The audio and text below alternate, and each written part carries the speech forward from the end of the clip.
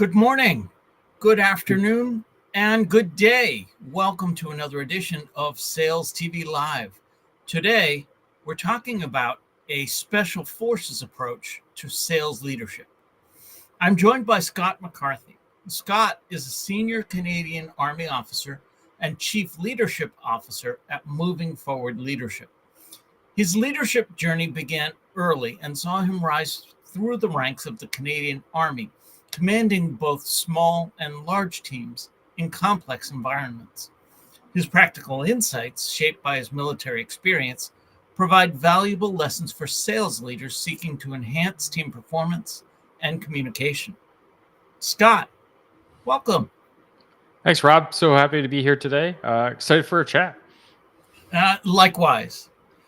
Scott, let's start by having you tell us a little bit more about you, your background, and what led you to where you are today. That's that could be the whole call right there. But let's do the Cole's Notes version.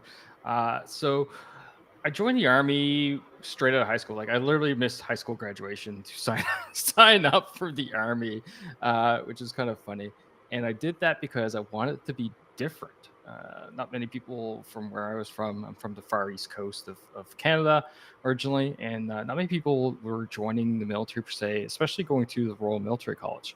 The irony of that is I went to the one university in college where everyone is exactly the same. I mean, you're in uniforms. Everyone has the exact routine, and here I was just trying to be different. So flash forward to 2009, and I deployed to Kandahar, Afghanistan, and I spent 7 months directly embedded with the Afghan National Forces, where I was helping train and mentor them. So 7 interesting months there. Came home, and then the Army said, you know what, you're pretty good at this thing, so we're going to send you to your training center. So off I go to the logistics training center for 4 more years in training both NCOs and junior officers in the business per se. And that's kind of where the whole leadership, like, it really struck. Like, I like what I'm doing. This is interesting. And from there, I was like, hey. And then the further joke was I got bored one night and said, hey, let's start a podcast for fun. And then fast forward something like 8 years now, and I have Moving Forward Leadership as a full ecosystem per se of coaching, mentoring, providing insights through the podcast and such. So that's the very quick Cole's Notes version on the background of me. There's much more to it than that, though. Well, all right. Thank you for that. Let's jump right into it. What do you mean when you talk about a special forces approach to sales leadership? Yeah, so I guess the first thing I'll preface it with I was never special forces, as you know. However, I spent 5 years total on what we refer to as high readiness. So 48 hours, notice to move, phone rings. In theory, 48 hours later, I'm on a plane headed somewhere, someplace for an indeterminate amount of time. That was great in theory. In practicality, my shortest notice to move call was 3 hours. from phone ringing to needing to be on the plane. With that time, though, in 5 years, I did get to work with special forces operators from the Canadian side, and then through the podcast, I've interviewed quite a number of Canadian and American special forces members, and from there, I realized, how do they build high performing teams? Because as everyone thinks about special forces, it's high performance teams, right? Risk is super highest that you'll ever find, as well as my 5 years of high readiness. We're constantly in and out of small team dynamics, showing up, being deployed to a small country somewhere to do something.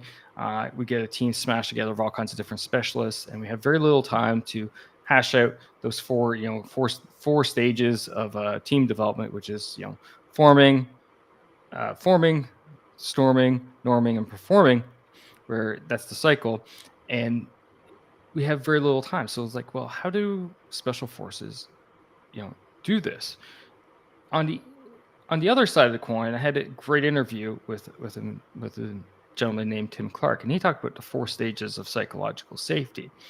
And then as I kind of did my own analysis, I realized, I put the overlay to it. I'm like, this is how they do it. build teams to the point where the team members all feel safe enough to challenge the leader. And with that, so let's think about that, because that's kind of inverse of what everyone thinks. Like, whoa, challenge the lead, challenge the boss. Well, no, that's actually what you want. So let's talk about the 4 stages quickly, and I'll explain to you why you want to go this way. So stage 1 is belonger safety. Belonger safety means that, hey, I feel comfortable here with this team, with this organization. I'm not looking to quit. Generally easy to achieve. As long as your core values are aligned with the individuals, you're good. Stage 2 is learner safety. So learner safety is where I know that if I make a mistake, I'm not going to get immediate reprimanded for it. Rather, you're going to let me know I made a mistake. You're going to help me fix that mistake so I don't make it, in the future. So in the sales environment, so if someone goes ahead and gets on a sales call, when your team members gets on a sales call, they don't land the sale. Instead of you going, oh, you drop another 2 of those, you're going to get fired. A psychologically safe environment leader would go, hey, let's talk about this. All right, where did you make mistakes? Okay, you could have said this. You should have led them down that way. You talked too long here. You didn't listen to them there, and coach them through that. So that's stage 2, right? Learner safety, helping them learn. Stage 3 is contributor safety. So now your team member not only is able to learn from their mistakes, but rather as they go through the process per se, they go, wait, now I get this idea. What if, if this part of the script, for example, we change these words here to sound a little bit different, or give them an opportunity to speak there, what have you, and push that towards their team lead. And team lead goes, great, thanks for your input. I'll look into it. Now, stage 4 is where special forces folks operate at, and that's challenger safety. So challenger safety is where they go, hey, this is a mistake. This is wrong. And you think about that in the military context, like, since when did we hear about that? Like, the movies never say that. Like the leader's always there, and he knows everything, and is, let's charge to the front. Here we go. This is the plan. But here we are. We're actually, no, this is not the plan. This is not how it actually is done. So when I talk to the special forces folks, what they do is the team lead comes up with the plan, but they go through that plan over and over and over again to the point where everyone that's around that room, that's in that team, is comfortable with the plan. Why? Well, we go back to what I talked about earlier, right? They operate at the highest risk level, i.e. lives. So what is happening is that each of the members is challenging the plan, looking for weak points in the plan, looking for areas where there might be blind spots. Like, hey, we don't know. What are we going to do in the event of this? What are we going to do in the event of that? This here looks pretty weak over here. Like, we haven't thought about that whatsoever. If we do this, but it's not synced with that, the effect isn't going to be what we're looking for here. So if you think about that in a sales context, it's like, hey, we're not giving our customer enough time to talk to us. We're not giving you're not selling, for example, the hole that our drill is making, but rather we're just talking about the drill. Like, we should be talking about the hole, right? And I'm sure you, as great salespeople, will understand that reference all too well. That's what I mean by challenger safety, enabling your people to bring these ideas forward and challenge the status quo, challenge the plan. And one of the key things to do about that is that you, as a leader, you need to drop your ego. You need to check your ego at the door, right? And often what happens in the sales managers, which I've coached in the past, is that a lot of them, they get promoted because they're the best at what they do. They're the best seller, right? Which what goes on? Well, it inflates people's ego, whether that is done maliciously. Like, some people just simply think, oh, I'm the best. Look at me, I'm the best. I did 8 million in sales last year. I'm the best. I got all the award plaques behind me. Look at this. Oh, okay, great. Or it just does it indirectly and like, okay, I know what I'm doing, so they need to listen to me because this is how it gets done. Well, it's different when you're managing a team, because they're not you and you're not them. So you need to check your ego at the door, because you need to able people come forth with these ideas. And that's what it is all about, challenger safety, and how special operators go about it. Okay. And enabling that environment where people can go, this doesn't work, but I think this could. Excellent. So I heard reference to safety a few times. Yep. What are the most effective ways to build cohesion and trust, safety among sales team members? Yeah. So that is a great question, and I kind of alluded to the first part just before I wrapped up there, and that is checking your ego at the door. So you as the team lead, you're going to set the tone for your team, and if that is one of ego and arrogance, you're going to immediately crush all that safety that's out there, right? Now, if you look at the four stages of the psychological safety framework, they are in fact building steps towards each other. So if you look at belonger safety again, Corvette, looking at it and from a values perspective, does your company's values and your team's values align with the person's values? Yes. Okay, that's good. All right. Next, learner safety. Enabling them to learn from their mistakes. That's a huge step. That enables that trust, right? Because if I'm scared to make a mistake, I'm also scared to take a chance. And we all know high risk, high reward. But the risk doesn't come out of doing things the way we've always done things. The risk comes out of challenging the status quo and taking a jump. But if I know that if I take that leap and make that risk and it doesn't work out, I'm going to get slapped on the hand, per se, metaphorically, worst case scenario, fired. And I'm like, I don't want to lose my job. I got family to take care of. I got kids to feed. I'm going to sit here and not necessarily take that risk and therefore not necessarily learn from it. Right. So it's that ego, it's that enabling people to take the risks, right? And actually talking about it. It's the ability to have the dialogue. You have to have the dialogue with your team. Okay. So developing dialogue with your team. And one of the mistakes too many managers do when they show up is they immediately get to work mode. All right. How many calls you got today? Who are you meeting today? What's going on? Take 30 minutes. Take 30 minutes and have a dialogue that has nothing to do with work. I show up at my office every day, and I told you before on the call there that I still, this whole leadership thing is a side hustle for me, and I still serve in the Canadian Army, and I'm currently leading the largest supply depot in the country. My first 30 minutes in the office has nothing to do with work. I'm not listening to how many picks there are, how many orders there are, personnel problems, blah, blah, blah. I'm walking around with a cup of coffee, much like this one here, walking around, and I'm going, how's your day last night? How was your night last night, Rob? How's the family doing? Kid soccer game go well?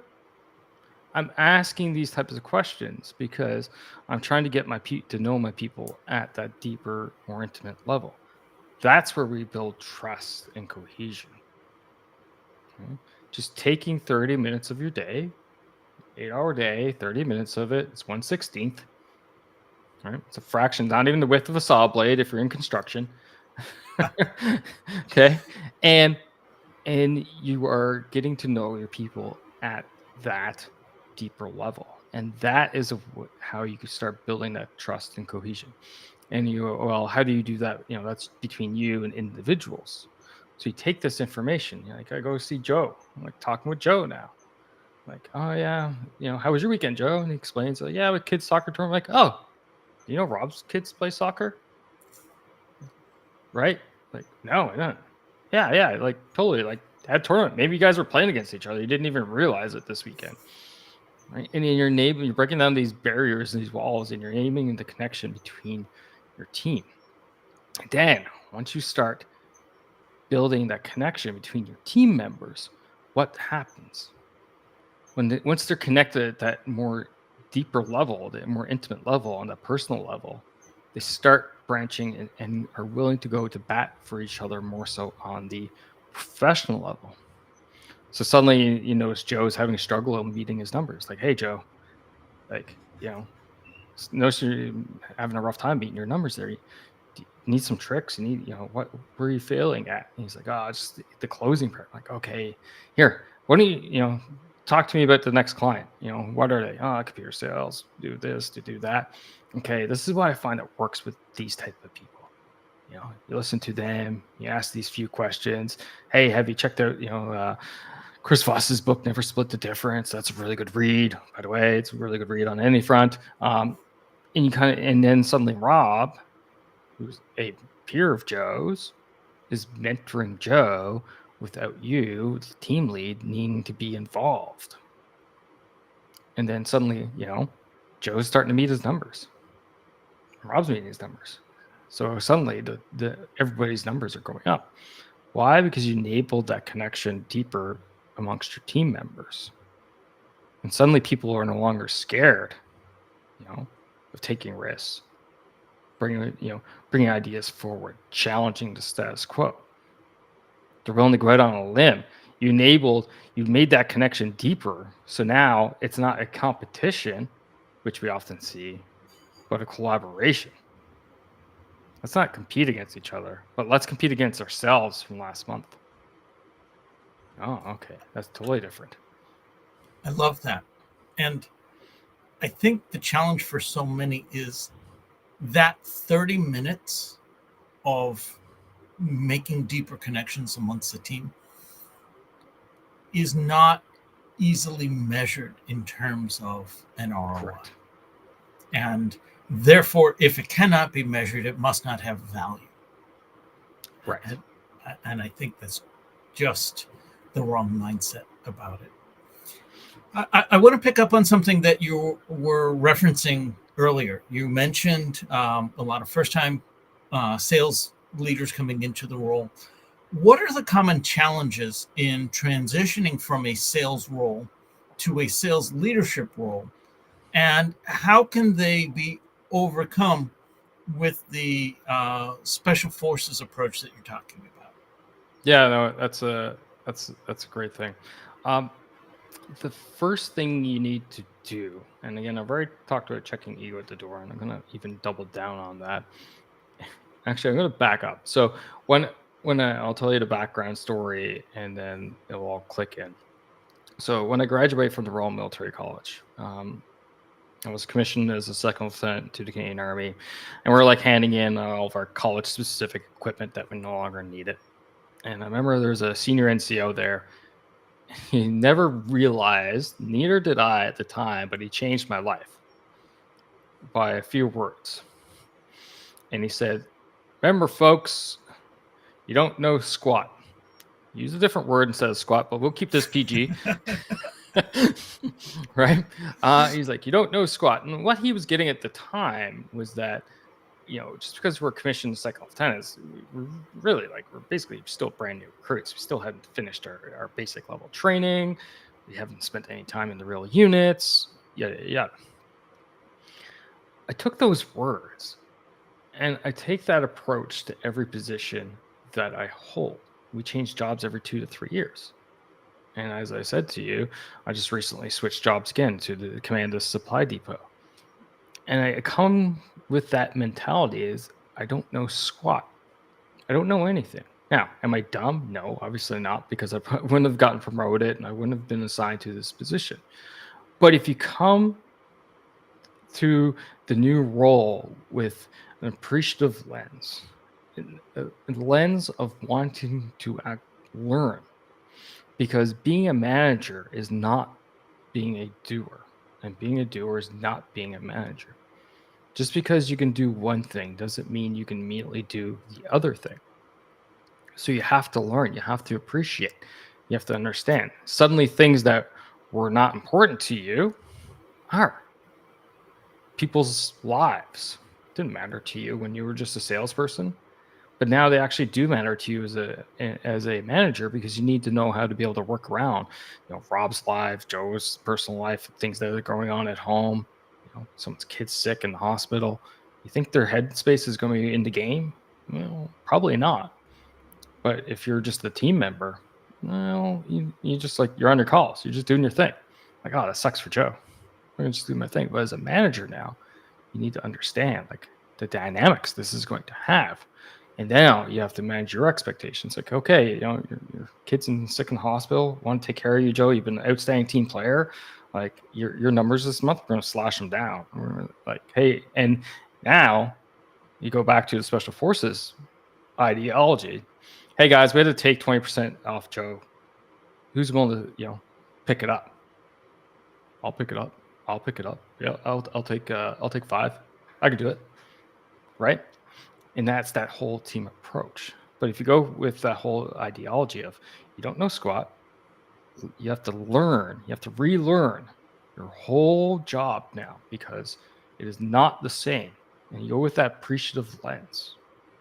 Okay. And there's studies that have shown 90 days. So when I showed up to my new job recently, 2 months ago, I told them, I said, 90 days, folks. I'm going to take 90 days to learn, to listen, to understand what's going on. And they're like, huh? I'm like, I don't want to change. We're not changing a thing for 90 days. Just keep doing what you're doing. Like, well, how do you want this? I'm like, how did you do it before? Like, we did it that way. Do it again. Right? Keep doing it. 90 days. Keep going. And in that 90-day time frame, what you're doing is you're looking at everything through an appreciative lens. Like, why is it this way? Why is it that way? Why do we do things this way? If I was egotistical and arrogant, I would have walked in and start smashing things down and changing things. And the org structure doesn't make sense to me. We're going to do this, and that TPS report is garbage. We're going to throw that out, and all these other things. Okay. But no, because I don't know why things are the way they are. I don't know the history behind them. Right? I could be a part of the team and get promoted in role and not understand why things are the way they are. And for a great example, so I talked to you about spending 5 years in high readiness. Those are 3 different jobs, right? So years 1 and 2 was in one job. Year 3 of that 5-year stint was in another job. And then I was promoted in year 4 or 5. I was slid across the hallway into a higher rank job. So I'm in the same organization. Literally one day, I'm in one position. The next day, I'm in a higher level position, and I still have to approach it with this framework despite knowing the organization inside out because I'm looking at it from a different angle now. Despite being my boss from years 1 and 2 now, I am now my old boss. And I couldn't appreciate from his stance at that time why he saw things the way they are, and now I see it. So even if you're promoted into the head of the same team, take 90 days. It's not going to kill you. 90 days. Understand. Learn. Be appreciative. And then that will enable you to actually lead your team. And you build all that trust because you're not there questioning them and smashing things down. Why? Because when change occurs, people get scared. Right? Regardless of how much change people love, and I love change, love to do it all the time. But at the same time, each change, there's that insecurity to it. How is it going to be? Especially when a new supervisor shows up. How is it going to be with them? Well, you build that security, that sense of psychological safety, you enable that belongership, and you start building, but not immediately smashing things down, but taking your time. And to date, I've yet to truly make a change in my current organization 2 and change months into it. Wow. Counterintuitive, slow down to go faster. Slow is smooth and smooth is fast. My weapons instructor told us that, and it still resonates, and I use it from a leadership standpoint all the time. Slow is smooth, smooth is fast. So many more questions, but we're coming up against it. Scott, this has been great. How can people learn more? Where can they get in touch with you? Yeah, that's great. Thanks for the opportunity. So you can find me at lead.boss.com. That's my website. There you can find my podcast, which is called Peak Performance Leadership. you can check out leaddon'tboss.com/subscribe for a quick link to subscribe to it. And then finally, I also host a leadership mastermind community where people come together to talk about, their struggles and get solutions between myself and another coach military background. And that is what we call the Leader Growth Mastermind. And you can check that out at leaddon'tboss.com/mastermind. So there's 3 links for you. Or hit me up on LinkedIn or wherever you're. I'm pretty much everywhere. Fantastic. We now have a newsletter. Don't miss an episode. Get show highlights, beyond the show insights, and reminders of upcoming episodes. You can scan the QR code on screen or visit us at SalesTV.live/newsletter. This has been another edition of Sales TV Live. On behalf of the panelists and everyone here at Sales TV Live, to our guest Scott, to our audience, thank you all for being an active part in today's